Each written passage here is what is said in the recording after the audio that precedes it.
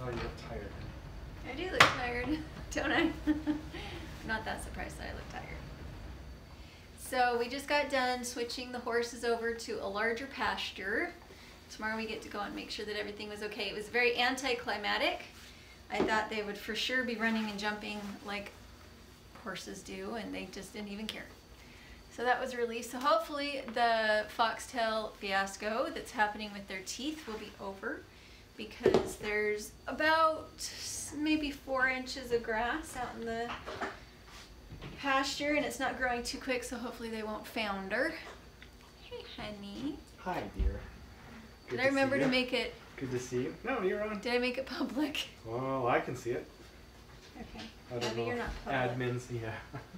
I'm quasi. Public. All right, so what is going on with us right now? We have, we still have house hunting drama going on.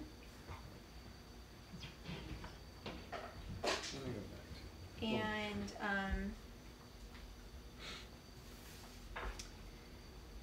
it's all very interesting, because I will be going back for a short time to Idaho and trying to figure out where the horses are going to be in that time, figuring out where the rabbits are going to be in that time while we're gone.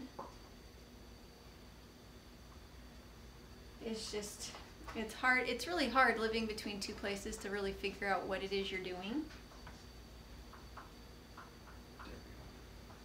And it probably feels really bipolar watching it from the other side. Did I make it public? It is public. Okay. You have 16 people watching. There, Buckeye Girl's on and April's on. Well, if you want to go ahead and tell me comments, then I don't have to kink my neck looking at them. Getting started on Homestead. Have you found your new homestead? It's actually just what we're talking about. We have several places that we would be really excited about. The property we're looking for gets bigger and bigger. The house doesn't get bigger, but the property does. The property is huge. Right now, the ones we're looking at more seriously are the ones that are 20 acres. The reason for that is that we listened to Danny and his words and heeded his words of wisdom. Deep South Homestead, thank you for your great advice. Sorry. No, it's true. The more we look at it, if we give ourselves just a little bit of space to grow, then if it turns out that we really, really love it here, it doesn't mean that in 5 years we would look around and be like, well, we filled this space, what are we going to do now? And but if we're going to buy that big of an acreage, again, the fences have to be perfect.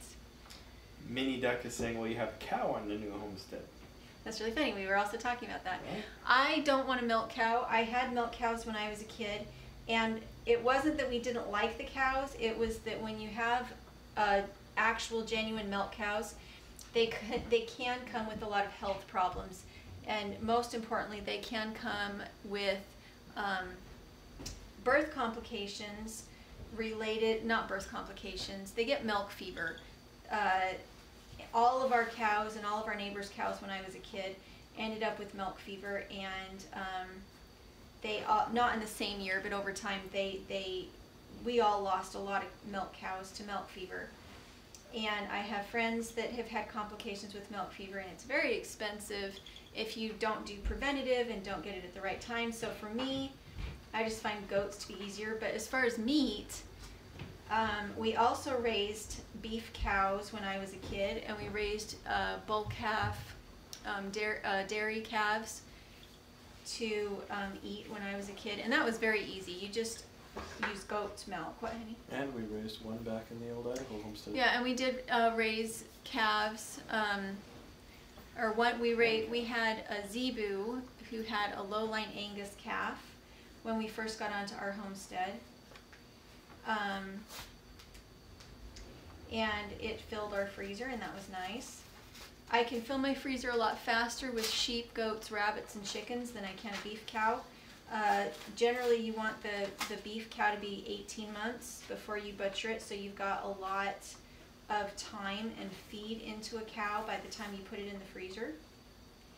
And it costs more, it doesn't cost more per pound to butcher a cow, but it would be difficult for me to butcher a cow by myself, not the butchering part of it, but the freezing part of it. When you butcher an animal, you want to cool the meat down as quickly as you can, and then you want to freeze it, and that stops any bacteria growing, but more importantly, it kills parasite eggs and parasites in the meat. And it needs to cool quickly, and it needs to freeze afterwards. And most people do not have a commercial freezer that would be able to hold a cow and freeze it correctly. It's not that hard to do it with sheep and chickens, because it's not a large enough carcass to keep the freezer from cooling it quickly. But when you have something that's several hundred pounds, it's hard to cool that much meat correctly in a home freezer.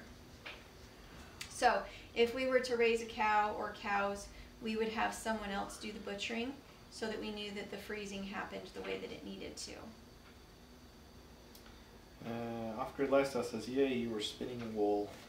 I am. This one is alpaca, and I actually got out the dog hair that I've been spinning, and it's such nice wool, this dog hair, that I thought it was my alpaca when I first got it out. So that was kind of amusing. I did finally figure out that I was in the wrong bag, because the dog wool is quite a bit shorter than this alpaca, that it was just as soft. Can you believe that? Dog hair that's soft or as soft or softer than alpaca.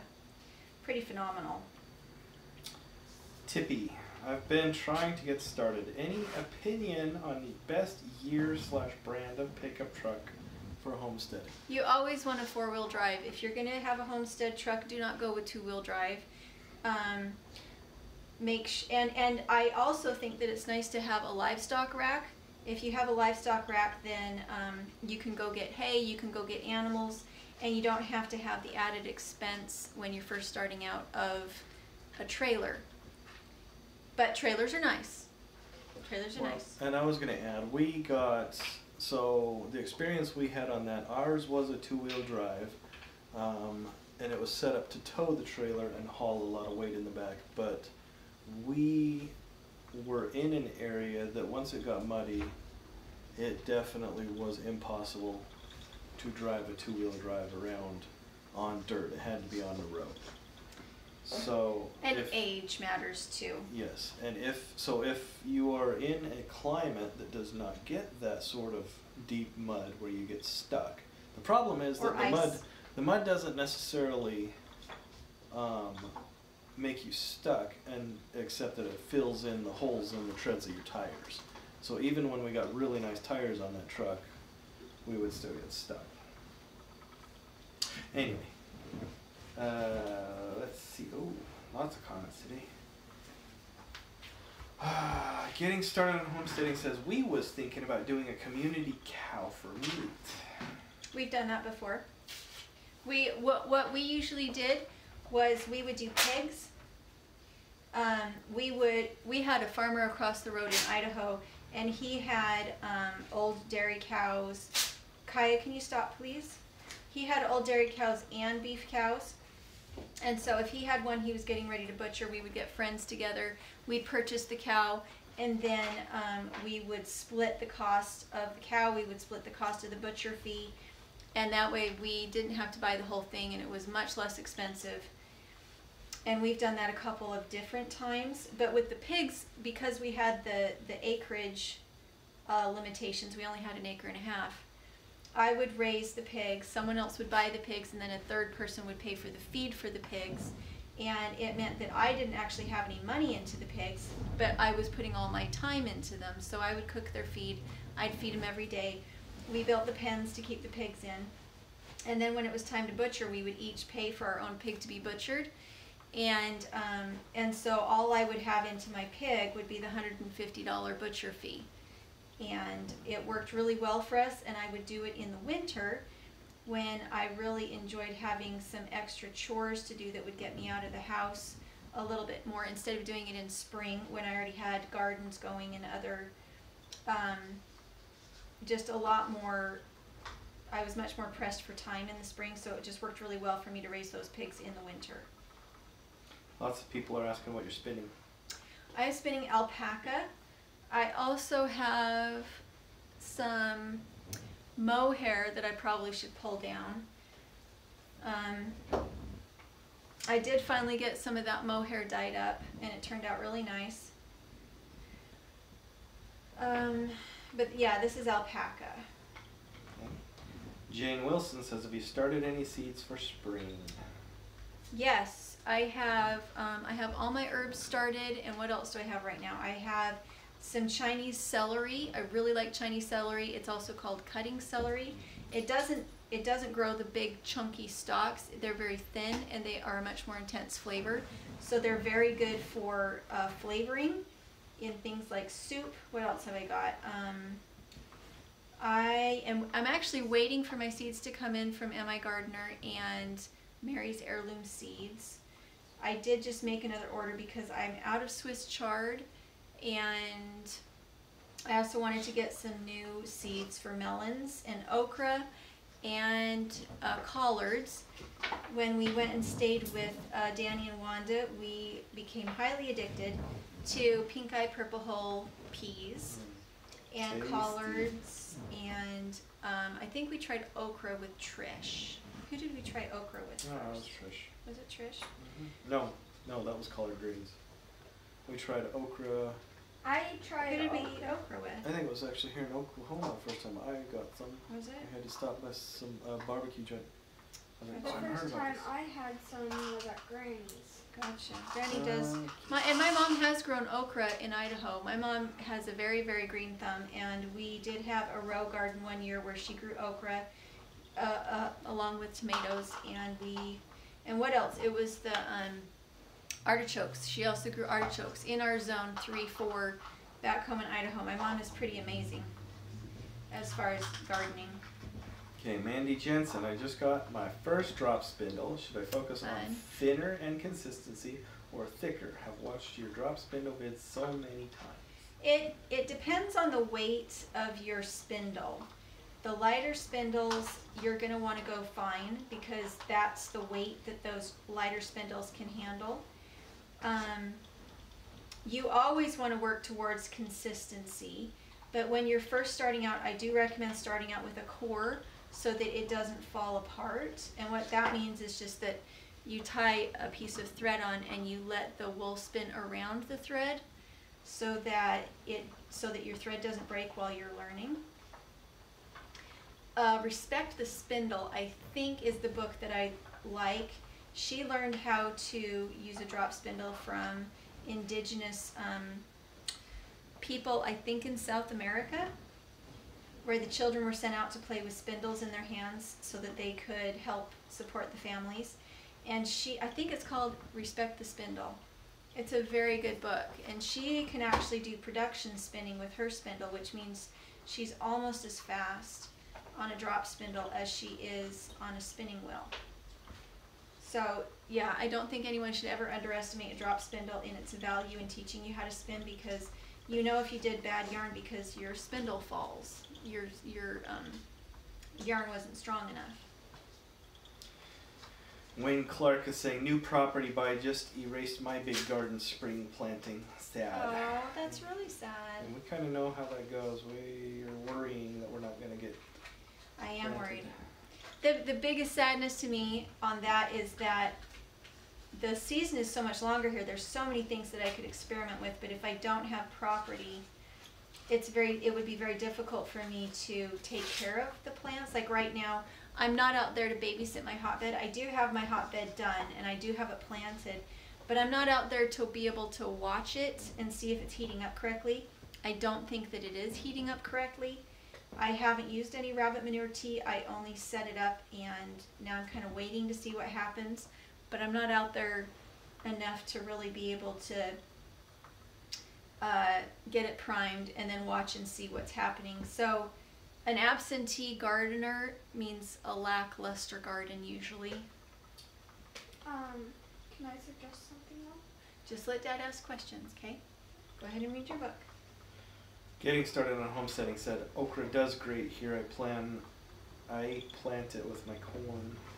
So that's awesome. Susan K. Austin kind of had the popular question.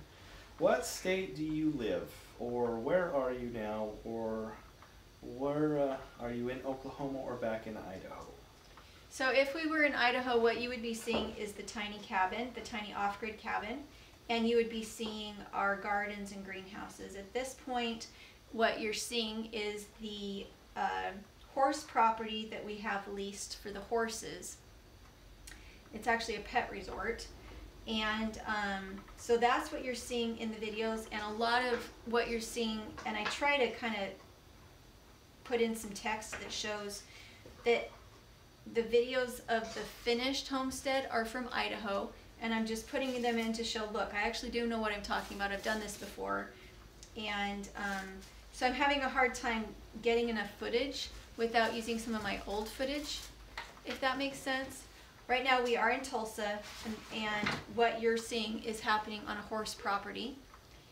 And in May, we will be going back to the homestead in Idaho because I need to help the renters get everything set up for the growing season. So that will happen in May. But a lot of what you're seeing is kind of me going back and forth, showing clips from Idaho of what we've done in the past, and then showing clips of what we're trying to do here. And I know that it feels garbled. I just don't know how else. I just don't know how else to show it. Tippy asks, have you ever told someone you spin and they thought you meant you exercise on a stationary bike? I've actually looked that up before. I was super excited at a gym where it said that it had a spinning class. I'm like, oh, people are starting to recognize that this is exercise. And then I went to the spinning class with my spinning wheel in the car, and it turned out that it was stationary bikes, and that was very disappointing. Let's see. Getting started on homesteading says pet resort. That's what I'm going to call my place now. Right? Well, we were really lucky to find it because most horse boarding places would not allow you to keep pet rabbits and pet goats and stuff like that. But they cater to pet people. They cater to pet people, so they're very much more open-minded about what it counts. Because it's not a riding stable where we are. They do have an arena and that kind of thing, but there's no covered stable, and the fences are a little rough. But we felt like it was a healthier atmosphere for our horses than some of the full board horse places, because in the full board horse places, the horses are either stuck in their stable all day and they're only allowed out a couple times a day, or they're in a big muddy field with the rest of the horses, which sometimes can lead to like problems with their feet and horses getting kicked and that kind of thing. So even though this place doesn't have optimal fences, it is the best that we could find. We were told this was horse country when we got here, and a lot of the stables that are actually close enough for us to use them are out of business now. So that's been kind of interesting to try and work around. What? Tippy's being funny. This is Tulsa, Oklahoma. You could go see Hanson. Oh, I saw that, right? And it's a big thing around here. They value their shows and their concerts. Yeah. Like it's like the reason to live in this area for some people is that they go to all the concerts. Let's see. Any chance when you get your homestead you might get alpaca? I'm trying to convince Daniel. That's what I just told Mom. Conversation. That's what I just told Mom. Yes, honey. Yeah, Kaya was upset. She's like, well, let's get alpaca instead of sheep. No, I like both. Oh, you yeah, like let's both? get them all. That's what she was saying. Different fences for different livestock, different housing requirements, different feed requirements for livestock. Sheep are very susceptible to things like hoof rot and barber pole, which is a worm. And so if you're going to have sheep in wet country, you're going to have more health problems than if you're raising them in dry country. And I'm a little hesitant on every front about bringing in animals unless they are very local and unless I find an expert to help me with them, because I know I'm going to be running into some health problems that I'm not used to here in wet country. I mean, it's called green country, but really it's wet country.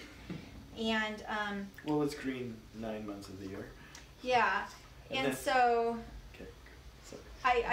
I am a little concerned about. I have expertise with those animals, but I have expertise with them in Idaho, and I haven't had to deal with the heat for my animals, and I haven't had to deal with the moisture in the grass and the parasites.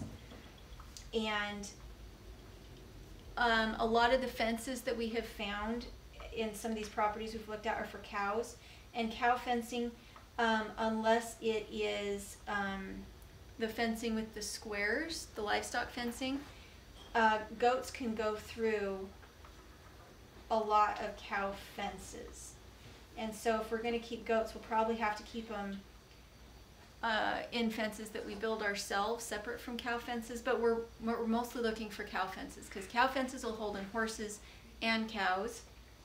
And then we just have to spend some extra money to get goat fencing put in for wherever we wanted to keep goats. So Tippy comes back and says, darn, I really wanted 2 pet sheep, but it's very humid here in Georgia.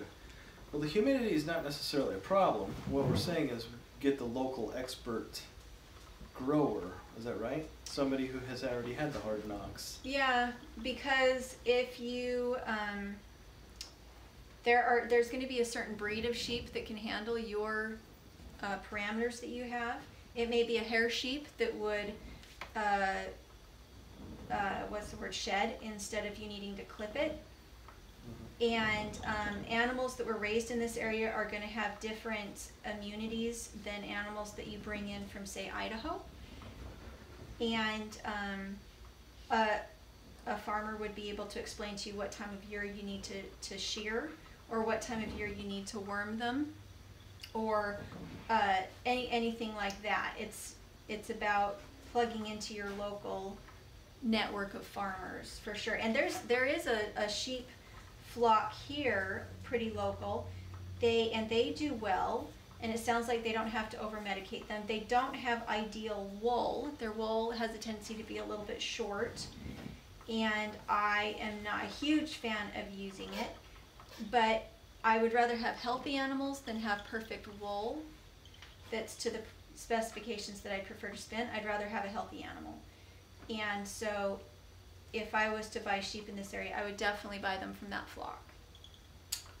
How about chickens? Susan K. Austin says. Now that we have the bigger paddock for the horses, we also have 2 more stables, and I am actually thinking of putting chickens in underneath the rabbits, so that the 2 can use that space at the same time.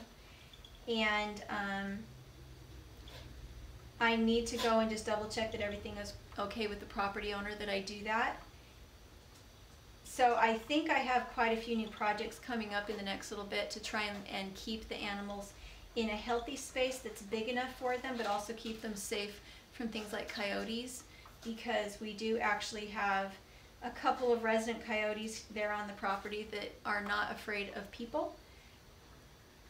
And I would imagine that not much would deter them from going in and eating chicken. So if I wasn't going out there night and morning, I would need to figure out some way to put the chickens up and then release them so that they would be safe from coyotes. The coyotes, as far as we know, have not bothered the rabbits at all. But rabbits make a lot less noise than chickens do. Mandolin Bradshaw, from what my friends say, alpaca are very easy on the land due to communal dung piles and having toes. Well, and I think alpacas are super, super cute, which doesn't hurt. At least where we were in Idaho, alpaca were a lot more expensive than sheep. You could get a bum lamb for $7 and raise it up and have that be your breeding stock, whereas the alpaca that I saw that were actually, their fiber was pretty good. You were starting at several $100s to get into it. So I feel like price is a little bit of a what's the word? Deterrent? Deterrent, barrier to entry? yeah, a barrier to entry on alpaca. I'm not really sure where to start there. And if they're as maybe a little bit aggressive as llama can be, I would rather have a bottle baby sheep that was really easy to care for than have something with superior wool that spits at me.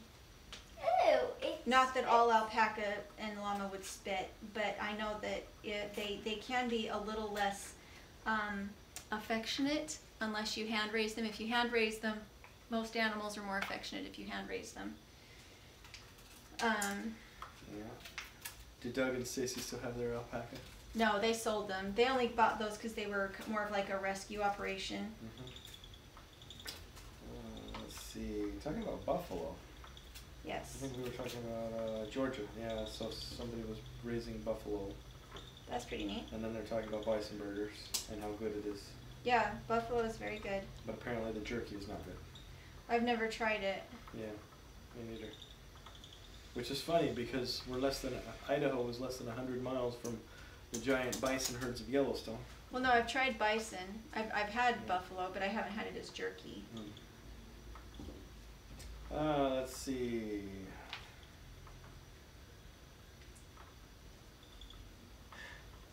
Well. Oh, here we go. Another one says some of my friends run an alpaca rescue and some have crias right now. Oh, fun. How cute. Or crias. Babies. Baby. I think alpaca do look like fun. I know that when we do get into our place, I'm the most excited about it if there are good fences, because then we can just start getting animals. We can get one animal, make sure they're acclimated, make sure we figure out what the predators are going to do. Neighborhood dogs are as big a predator as coyotes or anything else out there. And so unfortunately the first animals you get are going to be a test of whether or not the predators can get to them. If the first animal you have out there is a horse, you're not going to have predation. But then I would want to have animals in a barn with a very small perimeter fence with probably electrical lineup, and then I would watch for signs of predators. I would watch for poop and pee spots from coyotes or from local dogs. I would be paying attention to see everything that needed to be seen with just one animal or maybe two to keep them company. Because I really don't want to have to be replacing livestock, and I really don't want to have to be having conversations with my neighbors about their dogs and whether or not I'm going to shoot them if they come after my animals. I don't want to have those conversations. Translation, no neighbors. Well, but the fewer neighbors you have, the more predators you're going to have. The more remote you are, the more predators you're going to have. So, so I would be doing a lot of test fencing, and keeping all the animals that we have close to the house as possible at the beginning, and seeing signs of distress in the horses or signs of distress in the goats, that they were nervous about something, watching for paw prints, watching for all that, because I do get very attached to my animals, and it is very hard to homestead if you're constantly losing animals. It's very disheartening.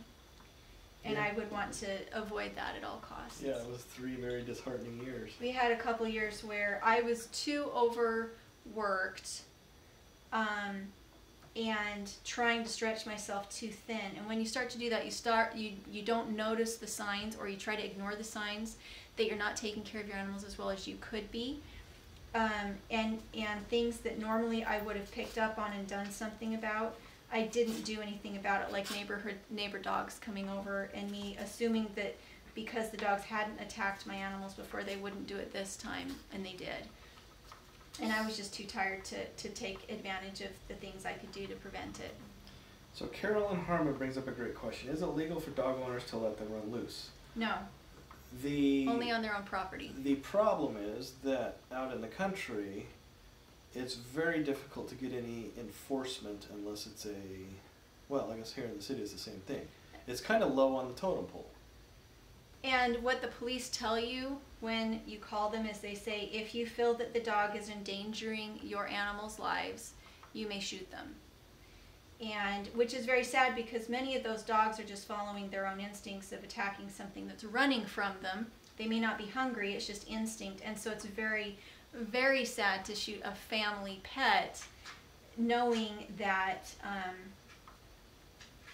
and I've never done that. I've never actually shot a family pet, but my dad has, and it was because we had neighborhood dogs that were coming in and just absolutely ravaging our sheep, and it can be very, very sad, and it can ruin relationships with neighbors when you do that. But at the same time, it's very difficult to see all of your animals massacred in a way that they suffer a lot.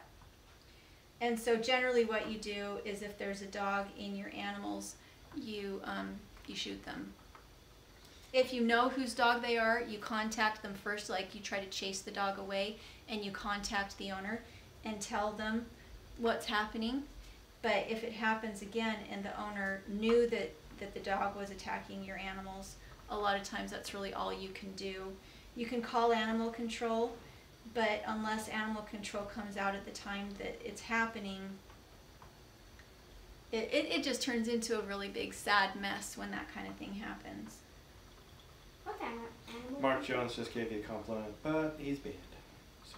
Okay. Let's see. QFATB, do you have a water well, and is it with a hand pump, and how deep is your well? Yes, to all of that. 80 Yes. feet. We have a very shallow well back home. It's 80 feet. Our neighbor also has a shallow well. Our surrounding neighbors have had to redig their wells because of the way that they use their water. Our closest neighbor does not use his well to water his lawn, and neither do we. We have surface water that we have rights to, and it's one of the reasons we bought the property we did, was so that we would have rights to use the canal water that comes from snow melt. And so everything that we water, with the exception of what goes into the house, is through the canal system. And it's why we haven't had to dig another well, is that we're very careful with our water. And it's very expensive to re-drill a well out in our area, and there's no need as long as you, like, it's why we use mulch, it's why we use rabbit manure, it's why we do raised beds, is to conserve our water. And it's worked really well for us. But our first 2 years that we were there, we didn't know that, and we were watering off the well quite a bit, and our well went dry a couple times. Well, Yeah. some of us didn't. Huh? Some of us knew that. Yeah, some of us knew that. He knew that. But I didn't know that. I didn't realize how much water I was using to water plants. Let's see. Oh, that's funny. Okay, going back to the dogs, they say use a paintball gun. Seen farmers around here do that, and when the dog goes home covered in rainbow colors, it proves they were trespassing. I like that idea. If the owner tries to argue, that's awesome. We used to use pellet guns, the ones that weren't real powerful, because our neighbor's cows used to come up over our fence and destroy things and eat things, and he didn't care. And so I used a pellet gun, and it wasn't powerful enough to punch through a cowhide, but it had to be more powerful than a BB gun because they wouldn't even fill that. But those are kind of dangerous, and you have to be really careful with them, and I think a paint gun would be a much better alternative even than to a pellet gun. I think that's brilliant. Let's see, lots of hellos. Okay, where was it? Tippy said, where'd you go, Tippy? Back a ways. Talking about sheep. Oh, if they did end up with a few sheep, can they be in the pasture with the goats, or I just feed the goats any copper minerals separately? So together or separate? Does it matter? I like to keep them together. They will establish a pecking order no matter what you do, and so you're going to have some that bully each other and some that don't. Our head honcho was our sheep, and she thought she was a people. She also thought she was a goat. She was kind of nutty. We had raised her on a goat, so when we would get bum lambs in the spring, we would just nurse them on our goats so that we didn't have to bottle feed them, and that way we also didn't get as attached to them for butchering later. And so she was actually, we raised our sheep on a miniature alpine doe. And so she thought she was a goat, and she thought she was a person. She was quite a character. And she was a really good sheep for us. But yeah, you can put them in together. They both graze differently from each other. And one of the vet that had to come out and take care of the horses with the foxtails in their teeth, she said that if you'll put goats and sheep out before you put the horses in, the goats and sheep will eat the seed heads off the grass, and that way your horses won't be getting the foxtails at all. And so it's very similar to what Joel Salatin does, where he runs different animals through at different stages of the pasture, and that way the pasture benefits from the multiple levels of grazing and from the different types of manure and the different types of hooves. And so I find all of that very exciting if we had enough acreage to do something like that. Abby Babby came in, says, I raise sheep. If your issue is dogs or a few coyotes, put a donkey out there. If you have bears, get a Kangal shepherd dog, and there will be no more predation. I think that would be lovely. There's a lot of people out here with guard dogs. And we don't have to worry about bears here, but back in Idaho it would be a big yeah, I think they have mountain lions here. Yeah. Mountain lions and coyotes. Which is funny because they have no mountains. Right. So hill lions. Hill lions. Speed bump lions. I think the little burros and little donkeys are super cute. We have some out at our stable, and Gunnar thinks that they are little demon horses. He's very funny about it. Yeah, he watches them and... Well, I know that there was actually... Remember? Let's see. I bought the quail at auction last week. Fun. Planet Farm says. That's exciting. I do love quail. They were talking spindles. Mandolin says we have black bear. Maybe they have black bear. We have bears back home, but they're up in the mountains. You don't see them very often. We get moose that will wander down through the canal systems, and mountain lions, but not usually the bears. QFAB, I have bears, and I'm always scared to find one beside me, so I have to find a dog. My granny used to go out with one of those bullhorn things when she went walking because the grizzlies were so bad up at her cabin. And I don't think we ever saw one, but we saw some of their footprints, and they were enormous. They were enormous. Here's a roll your eyes and sigh joke. It was really funny. Abby Babby says, Manuel Bradshaw, I spun lamb. It makes them walk funny. Very true. Good one. I don't get it. That's a dad joke. That is a dad joke. Usually mom's like, Well, that's for let's Dad. see. So one of the things we're looking at is that there is lake property around here all over the place. And John really enjoys boating. He already has his job, but he has a possibility to transfer to a spot where we could live almost right on the lake. And so he's trying to decide if he wants to wait for a transfer or if we want to be in a property this spring and find somewhere that we could just go spend weekends on water. And I don't know, this is our third summer coming up for Tulsa? This is our third summer coming up for Tulsa that we've been here. This is your first summer.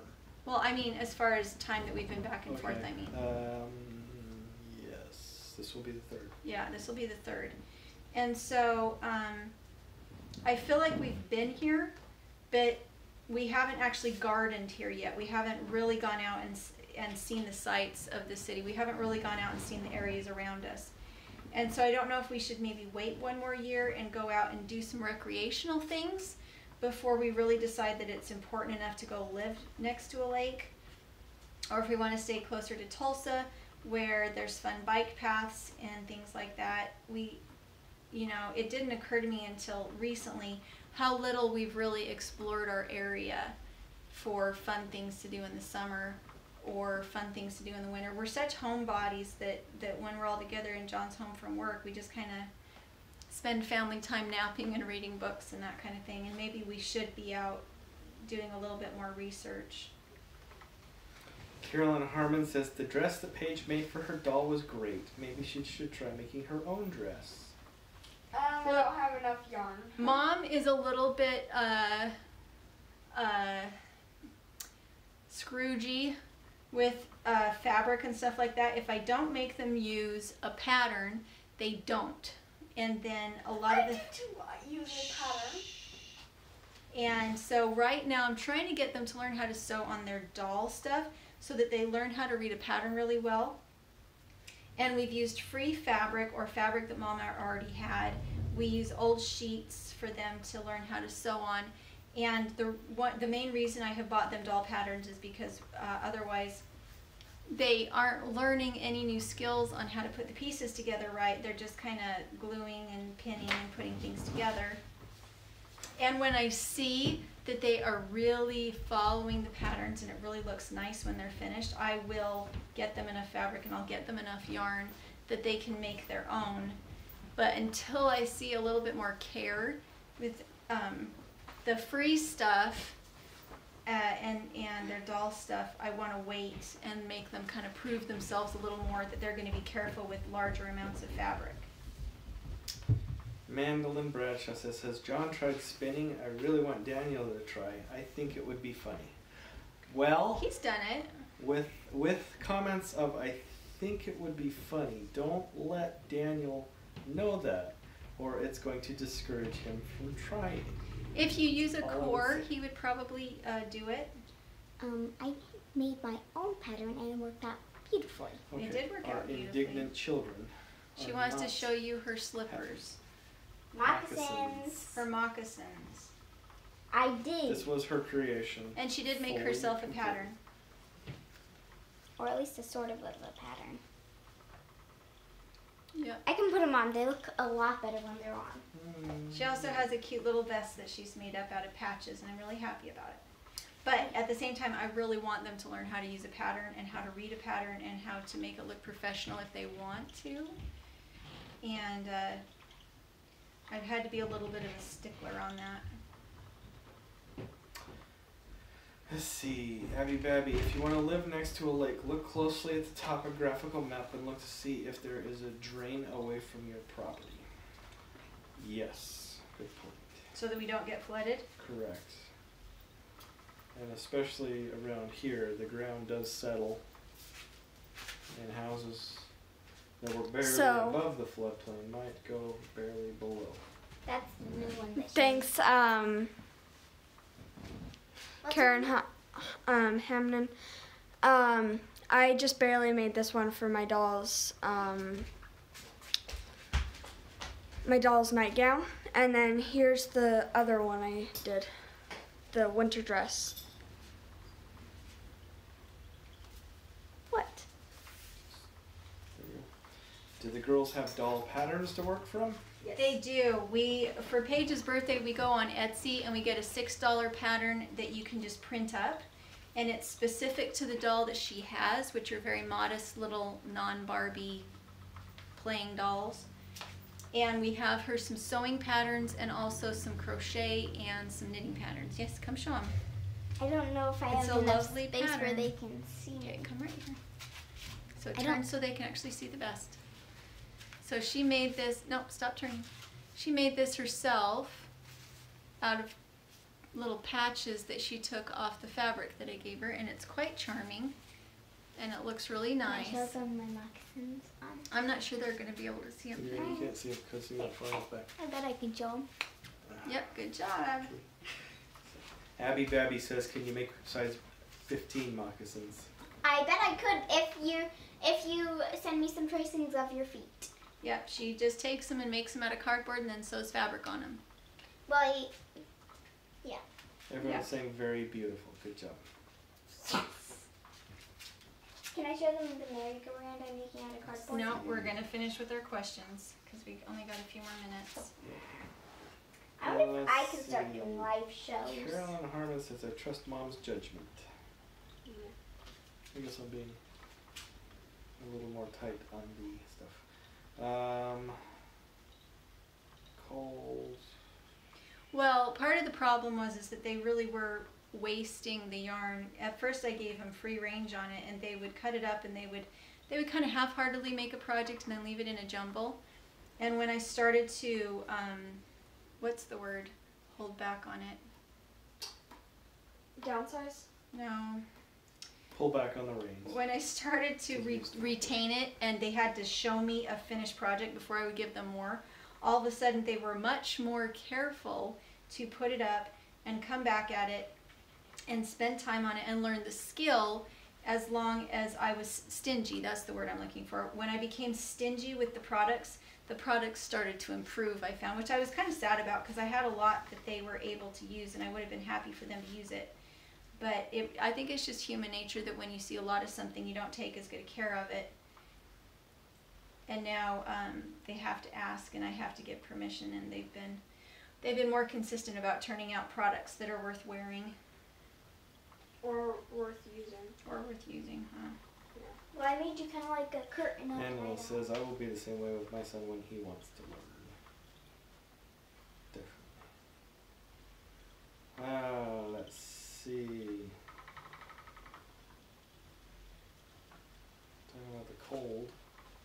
Talking about -1. Oh, that's cold. Yeah. Ouch. It was 30 something today. John F says, get out of Tulsa, go towards Owasso and Broken Arrow. Yeah, that's kind of the direction we're thinking. We like the thought of not having to water a lawn.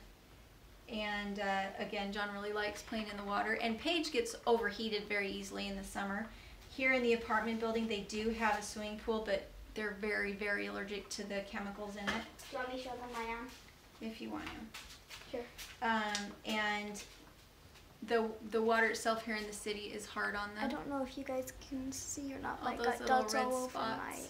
my arm, and I don't think you guys can see though. And so in order to keep the girls cool in the summer and still spend time outside instead of feeling like we need air conditioning, I'm kind of leaning towards the thought of being that close to a natural lake might be really helpful for them. Especially if it's a lake that doesn't go through any large municipal areas. Yeah. Like some of the ones we're looking at. Let's see. Alright, everybody. See, we kept up on comments. Thank you. No blue buttons. Oh, Manuel says, come to Paris. We have 3 lakes around there within 15 minutes. Is that Paris, Texas? No, Paris, Arkansas. Oh, gotcha. There's 3 Parises? There's so many Paris. There's a Paris, Idaho. What? You didn't know that? A little too shrill, please. It's all French ancestry roots. Huh. I never knew that. Yeah, there's quite a few lakes close, hopefully, to where we would like to look. And not that the lake is a requirement, but since we were kind of headed that way anyway, it would be nice. Okay, so Colby cheese. Must have missed it somewhere. Why do you move so much and have no permanent home? So back in the day, we had the homestead in Idaho, and John hurt his back. He used to be a FedEx courier. He hurt his back badly, 3 bulged discs. Blown discs. And he actually had to have surgery on it because it was pressing on the nerve in his back that went to his leg, and he wasn't able to even walk. So he had to have surgery. And when he came out of surgery,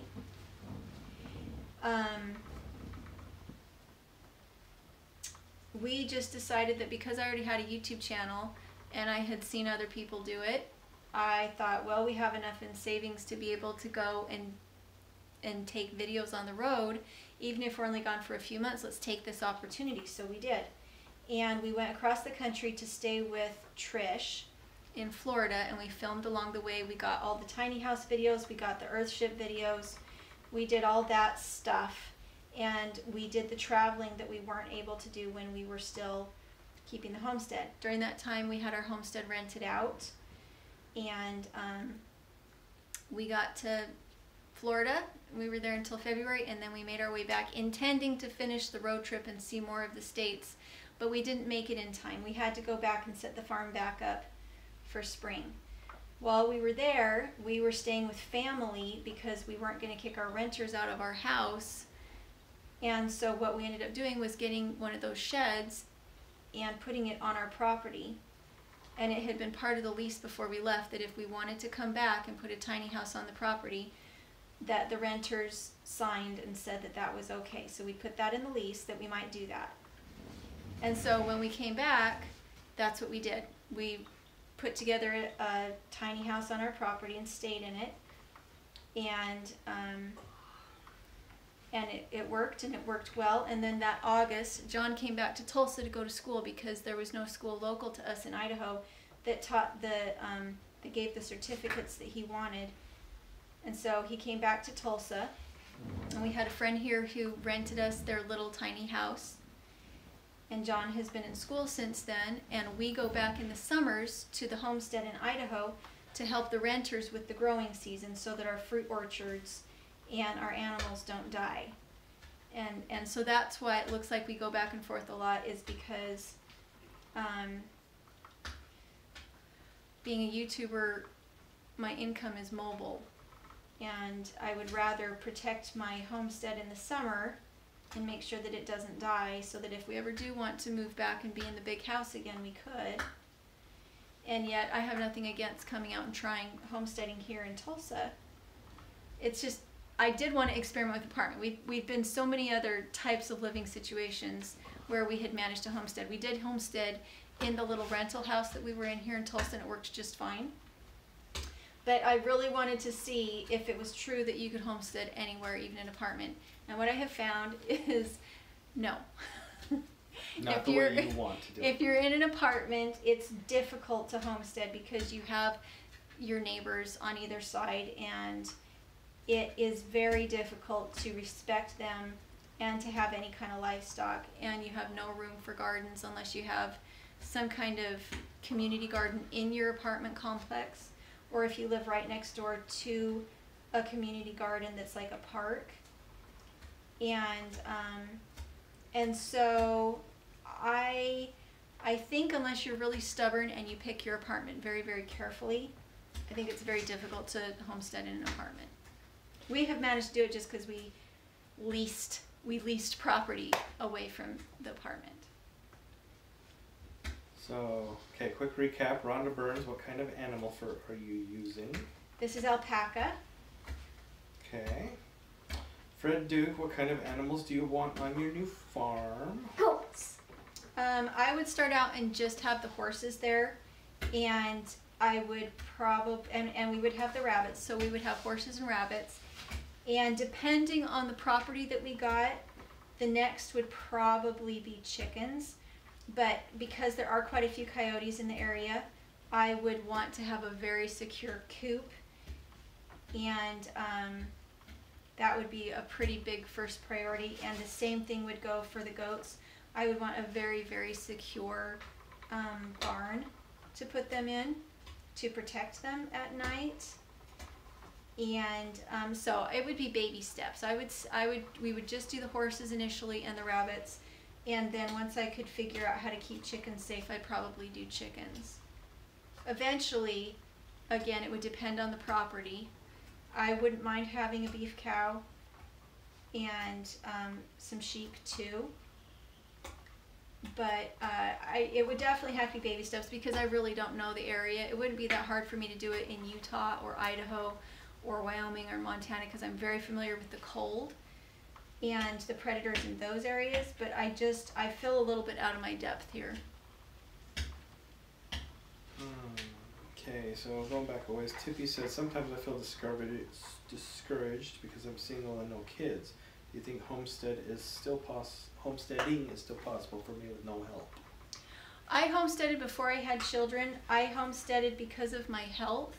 When I was in my early 20s, the doctor had given me a prescription of being out in the sun as much as possible without overexerting.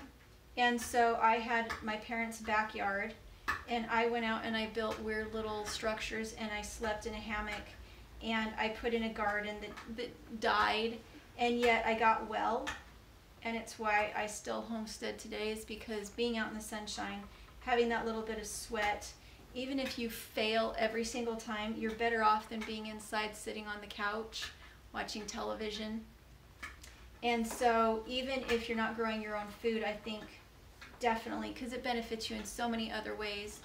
And when I was doing homesteading initially on our homestead now, I didn't have help. I had 2 little kids that I was taking care of, and John was working full-time. And there were occasions when he was able to come out and help me, like when we were digging ditches, or sometimes if he was home to help me load hay. But for the most part, I loaded my own hay, I loaded my own straw, I went and got my own manure. And He helped you. honey, you were 2. I'm not sure how much help you were. We fed the rabbits. You did sometimes feed the rabbits. And Yep. the chickens. And sometimes you fed the chickens, yes. You tried really hard, and that was really nice of you. So, I think that the companionship of farm animals is especially helpful if you're single, because they really are your friends, and they really add to your life. You know, a lot of homesteaders talk about self-reliance and stuff like that, but for me, a lot of the draw of homesteading is the relationships that you have with your animals.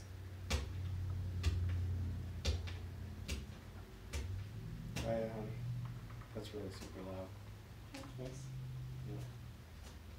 Let's see. Tippy says, I only have an half acre, but hopefully that's enough for a few miniature animals.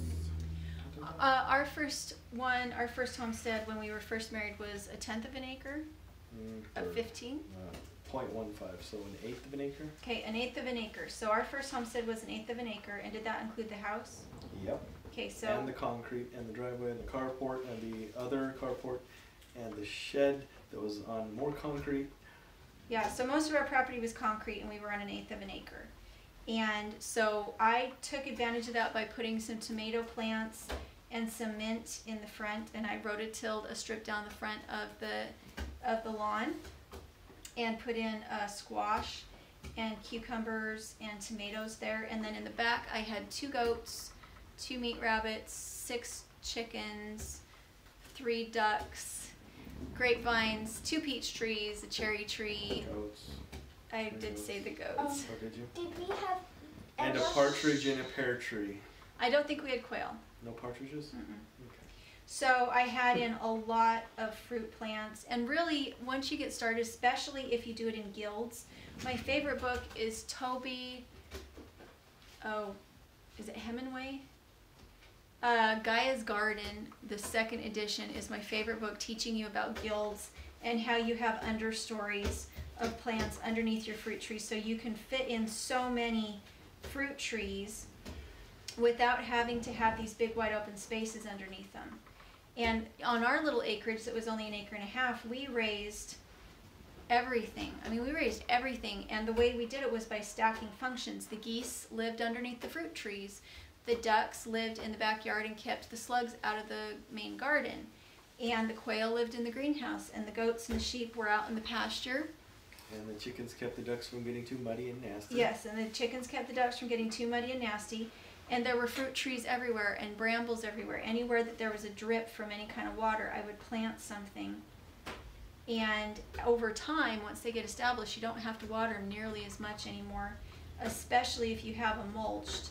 And so instead of having to throw out bedding from your animals, you mulch trees with them. And it starts to just feed itself. And you don't have to do the upkeep anymore that you did when you first started. It just starts to feed itself, and it starts to feed you.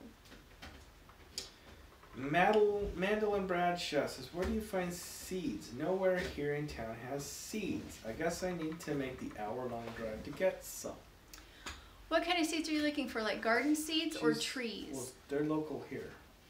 So, I mail order all mine. I get mine from Mi Gardener, and I don't know if it'll show up in my description, but there is a coupon, like a 10% coupon for Mi Gardener. I think the coupon code is Dirtpatch10, like the number 10 after Dirtpatch. And but lately that's who I get it from is Mary's Heirloom Seeds, and also Mi Gardener. I also love Territorial Gardens. If you want herb seeds, you need to go to Strictly Medicinal Herbs. It used to be Horizon Herbs. And if I'm going to get trees, I go to coldstreamfarm.net, and they have bare root, wild crafting fruit trees that are like $1 a piece. They're amazing, high quality trees, and it is it in Michigan? I think it's in Michigan. I think that's where they are. So I mail order everything that I order because I want them to be a certain quality. And if I'm going to get like a grafted tree, that's the only thing I'll buy locally, because they will have a knowledge of what will grow in the local area, and they should have high quality trees, but I never ever ever buy them from Home Depot or Lowe's or anything like that. You need to buy them from a real nursery, because their reputation stands behind those plants, and you can get usually they have a really good warranty on them, and they're high quality, and they'll survive in your area.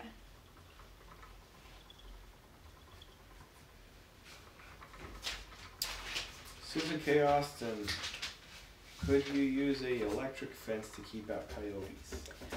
You need a perimeter fence around your property to begin with, because any animals that you have, if they're scared enough, they'll run through an electric fence. And it just is really good to have a good perimeter fence. Once you have the perimeter fence, then you can use electrical on the inside to create paddock systems, and that's great and fine and good. But the bigger your property is, the harder it is to monitor that electric fence. And so as far as keeping predators out, it probably would if you had a good enough electric fence and a paddock and a perimeter fence. It just depends on how well you maintain it and how vigilant you are about checking it, because electric fences do need to be checked daily. Anything that falls and makes contact with that electric fence is going to short it out, and then it's completely ineffective the whole way. So it, you know, they take a lot of maintenance, fences.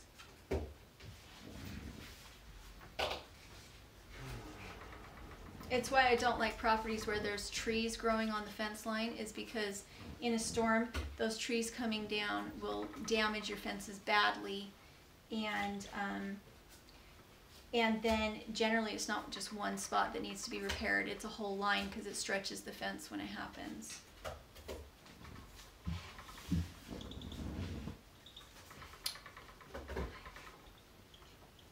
What? A bear heated my seat. Oh, okay. A bear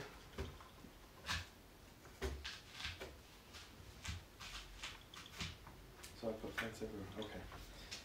He had a bear get him. So I put a fence in. Let's see. So Manalist comes back, says, also one of my alpaca ladies is going to be giving me a drum carder. I'm so excited. Oh, drum carders work really well for alpaca.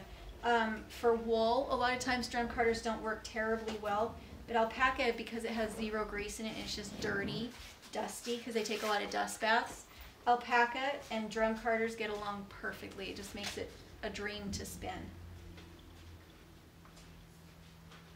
But you should go out and like beat the alpaca before you put it on a drum carder, because it will kind of gum things up with all that dirt.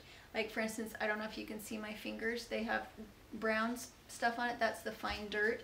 Even though it's a pretty clean fleece, it does have quite a bit of fine dust in it still. And that will get on the floor, so I would not, as the other person in the house, I would not recommend spinning on carpet. Yeah. Definitely have a good hard wood or something that you can sweep up after. Yeah. Let's see, talking about seeds, somebody recommended Baker's Creek. Yeah, Baker's Creek is very nice as well, and their catalog is gorgeous. I have not ever ordered from Baker's Creek, so I can't really speak to that.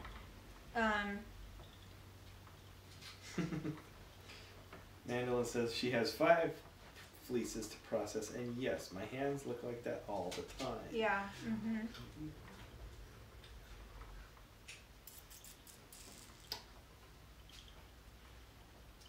Kind of running out of Are we done? Well, they're not. Okay, well, we've been on for an hour. They're running out of conversation. Okay. Apparently we're not chatting. Okay, so we're going to pop off then. We are sorry we didn't make it last week. We had been having an impromptu look at houses, and the one that I really, really wanted had sold the same day, and we didn't make an offer on it. So I had a pretty good sad headache, and it was just too much to try and come on and do a live show with that long of a day. So we're grateful that you guys were patient with us. All right, any more comments before we head out into the sunset? No, lots of them are saying thanks and bye and bummer and no, don't leave. And, something about ninja beetles. What about the quail with the horses? I usually keep my quail in the greenhouse or in an old hotbed that has sunk, and then we just put bird netting over the top of it. We try, in the summer, we try to keep the quail out in the open so they aren't getting too hot, unless we have a lot of blow through the greenhouse so that they're not overheating. So, okay, we're gonna go. Hey Shannon, I didn't know you were on. And Susan, will shrink. Wool will shrink if you go from hot to cold to hot to cold. Yes. But this won't because it's alpaca. So, what days and times are we on? Usually we have our live show at 7 o'clock on Sunday nights. I have a live show on Facebook on Saturdays at 11 o'clock Central Time. And then on Saturdays, I try to have up a big homesteading type video. Recently, it has been the searching for a homestead video, but I can't, I'm having a hard time putting those up now. I feel like I'm saying the same thing over and over again, so there might not be any more of those. We'll have to see. Other than that, I try to throw in other homestead videos throughout the week, but I pretty much aim for 3 times a week. So, oh, thanks Off-Grid Lifestyle. Good night, Tippy. All right, we're finished. Thanks for watching. Bye.